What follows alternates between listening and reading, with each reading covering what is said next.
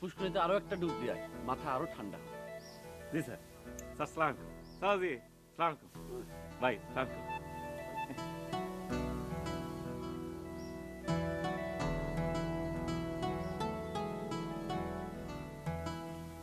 আচ্ছা, আপনি ওরে তুই তো গাড়ি করতেছেন কেন? আমি একটা বিয়েবার ছেলে, কপাল দোষে মাথা পাগল। এই যা, পুষ্করিতে ডুব দিয়ে আয়, যা। এনে একটা মুয়া খাইতে খাইতে যা। জি, যা। ধন্যবাদ।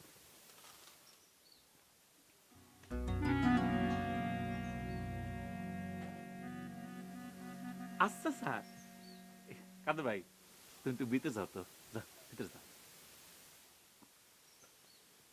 আর ভিতরে পাঠালেন না জানেন, লোকটা খারাপ, আমি দেখতে পারি না।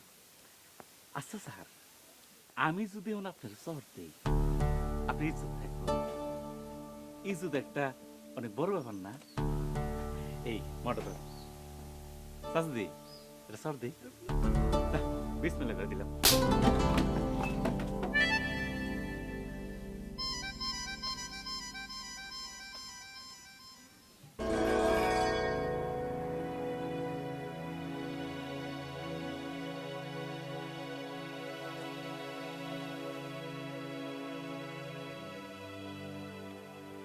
দাঁতকে ফালাই দিছে নাকি?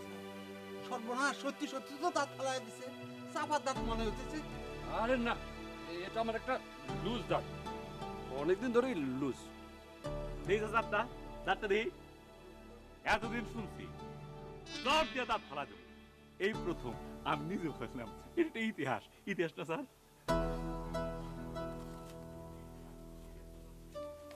এটা ধরো, শর্ট দিয়ে দাঁত ফেলার ব্যাপারটা কাউকে বলবো না। হ্যাঁ, যদি বলস তা চর্দের তোর চাপার দাঁত ফালাই দেব। চেয়ারম্যান সাহেব, জি, শর্ট দিয়ে দাঁত ফেলে দেবো, এই জাতীয় কথাবার্তা আমার সামনে বলবেন না। অবশ্যই বলবো না স্যার, অবশ্যই বলবো না। এখন আপনি ওনাকে নিয়ে একটু যান, আমাকে একটু একা থাকতে দেন। এই স্যার, ওই দাঁতটা নিয়ে যাই। না না না, যান। বাবাজি চল।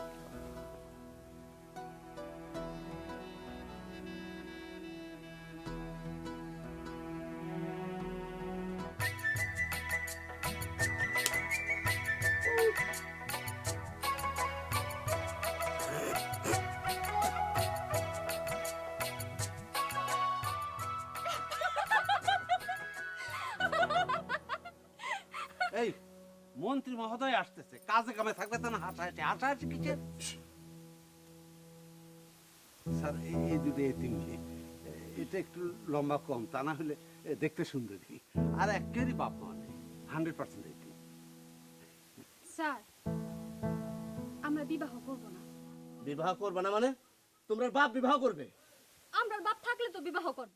এই কথা কম বলবা, কথা বেশি বললে থাপড়ায় দাঁত ফেলা হবে। ইতিমধ্যে থাপড়ায় দাঁত ফেলা শুরু হয়েছে, তাই না স্যার?